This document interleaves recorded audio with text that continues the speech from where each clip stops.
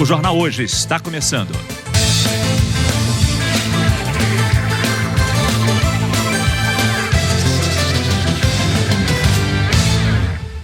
E não poderia ser diferente, o Jornal Hoje deste sábado começa com as notícias da chuva que castiga a região sudeste. Em Minas Gerais, subiu para 14 o número de pessoas que morreram na região metropolitana de Belo Horizonte. Os bombeiros ainda buscam por desaparecidos. A gente vai falar ao vivo agora no Globocop com o repórter Marcelo Lages, que sobrevoa um dos pontos onde os bombeiros estão neste momento fazendo buscas. Não é isso, Marcelo? Boa tarde para você. Boa tarde, Márcio. Boa tarde a todos. É exatamente isso. Nós estamos sobrevoando a Vila Bernardete, regional do Barreiro, aqui em Belo Horizonte, na capital mineira. Os bombeiros, neste momento, procurando ainda por 5 vítimas desse soterramento que aconteceu aqui na Vila Bernardete. Agora há pouco, eles fizeram a retirada de 2 corpos, 2 homens de uma mesma família. A chuva que caiu forte na sexta-feira, ontem à noite, acabou causando vários pontos de deslizamento aqui nessa mesma região do Barreiro.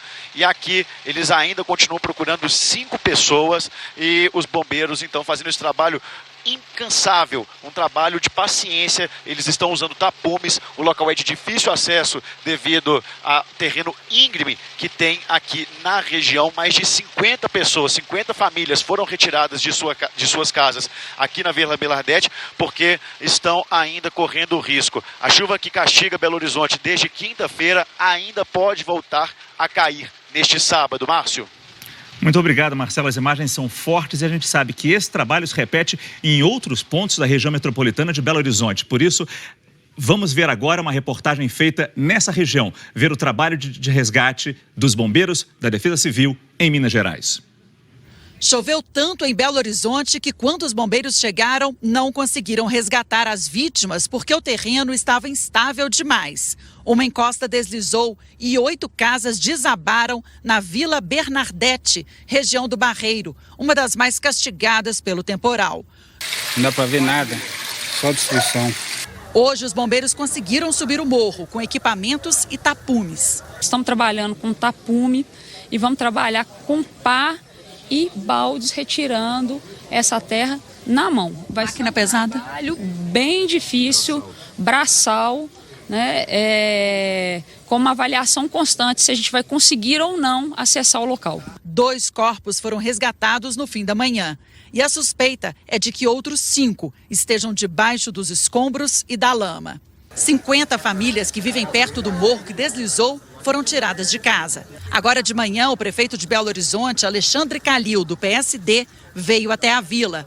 Para ele, o que aconteceu foi um acidente provocado pelo temporal e não falta de ação do poder público. Essa água não veio de incompetência administrativa, não. Essa água veio do céu, da maior chuva da história de Belo Horizonte. Um outro deslizamento na região noroeste de BH deixou 5 pessoas soterradas. Elas ainda não foram resgatadas.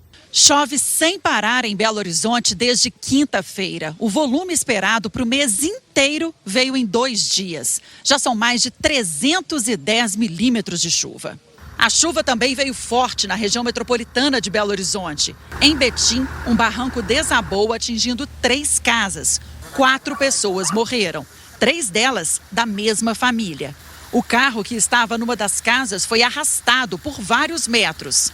Em Ibirité, um barranco também cedeu. O Samuel perdeu a mulher e os 2 filhos, um de 6 anos e o outro de 6 meses. Estava na casa da minha avó e estava mantendo contato com ela. Aí ela ia sair da casa, eu ia vir cá para buscar eles, mas depois eu não tive contato mais, aí meu telefone tocou e recebi a notícia que tinha desabado ali. Bombeiros ainda procuram por uma mulher em Ibirité. A chuva forte provocou a morte de uma pessoa na cidade de Matipó, na zona da Mata Mineira. O temporal causou estragos em várias cidades da região.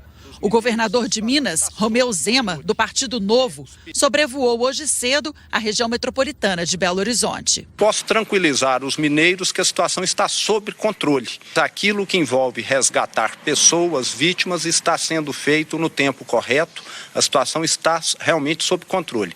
Mas fica aqui uma atenção porque o solo já está encharcado, saturado e qualquer nova chuva pode provocar danos maiores do que os que foram provocados até o momento. Pois é, essa destruição não é apenas em Minas. No Espírito Santo, a chuva forte de ontem à noite também causou estragos. 12 municípios do sul do estado ficaram debaixo d'água e em Iúna, uma criança morreu soterrada. O rio que corta o município de Castelo subiu mais de 6 metros e a água invadiu ruas e o comércio. A rodoviária ficou submersa, só era possível ver o telhado. Na cidade de Iúna, um galpão desmoronou. Ai, os cafés. Nossa Senhora! Carros e ruas sumiram em meio a tanta água. Os bombeiros confirmaram que 2 crianças morreram soterradas, uma em Iúna e outra em Conceição do Castelo. Equipes do Corpo de Bombeiros estão nessas localidades diretamente afetadas pelas chuvas de hoje à noite, buscando ainda resgate de pessoas ilhadas, socorro emergencial nesse momento, verificação se não há mais ninguém em óbito em virtude desses soterramentos. Aqui no município de Iconha, voluntários de várias regiões do Espírito Santo tiraram o dia para fazer um mutirão de limpeza. O município ainda sente as consequências de uma enxurrada que devastou a cidade na semana passada e deixou 4 mortos. O batalhão de capixabas com pás e enxadas se juntou ao batalhão do Exército e dos Bombeiros. Eles trabalham na limpeza de ruas, escolas e o hospital, que ficaram cobertos de lama. Nós trouxemos os baldes que tínhamos disponíveis lá, tem uma vassoura também, e nós trouxemos um pouco de pão e mortadela para ajudar no lanche do pessoal. Minha sensação é de fazer algo pelo próximo, é de ser voluntária para ser útil mesmo. Por causa dessa chuva, a região noroeste do estado do Rio também foi atingida. 3 rios transbordaram e 7 cidades estão alagadas. Vamos conversar ao vivo com o repórter João Villarreal, que está em Itaperuna. E vejam só a situação. João, boa tarde para você. Muita gente desalojada, desabrigada por aí?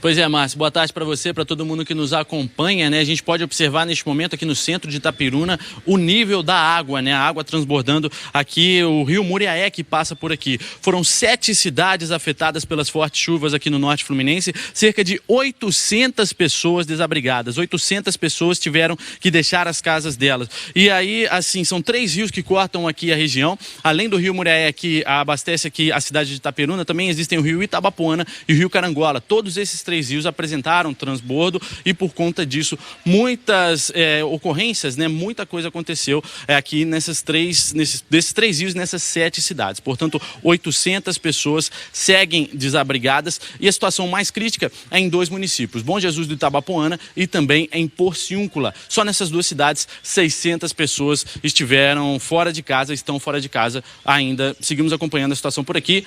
Volto com você, Márcio. Muito obrigado, João. 800 pessoas, então, na região noroeste do estado do Rio de Janeiro, fora de casa. Em Brasília, acontece uma reunião agora no Centro Nacional de Gerenciamento de Riscos e Desastres. Representantes de ministérios discutem medidas para ajudar os estados prejudicados, atingidos com as chuvas. Vamos ao vivo com a repórter Giovana Teles, que está lá em Brasília e tem as informações para a gente. Giovana, boa tarde.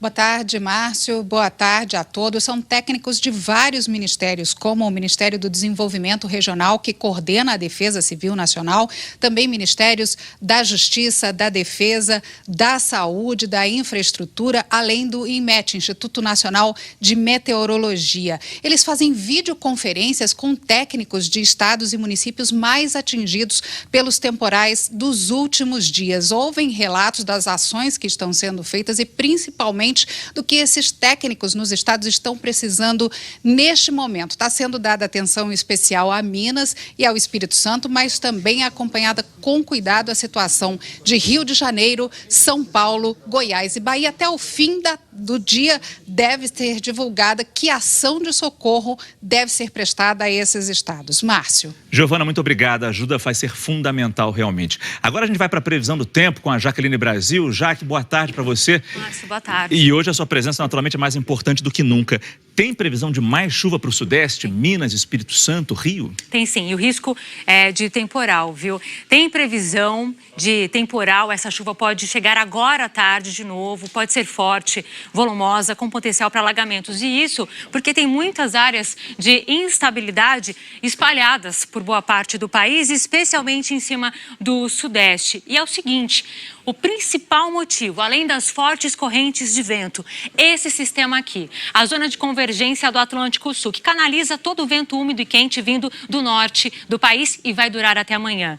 Em Espírito Santo pode chover bastante, por exemplo, em Vitória, 50 milímetros só hoje, Alfredo Chaves e em Conha, 60 milímetros. E em Minas Gerais, a gente destaca então Governador Valadares com 60 milímetros, Contagem com 20 milímetros, um pouco menos, mas o solo está bem encharcado, úmido, e em Belo Horizonte, 20 milímetros também. E com tanta chuva acumulada, o risco de alagamento e deslizamento é alto e muito alto, principalmente nas áreas em vermelho em Minas Gerais e em laranja no Espírito Santo.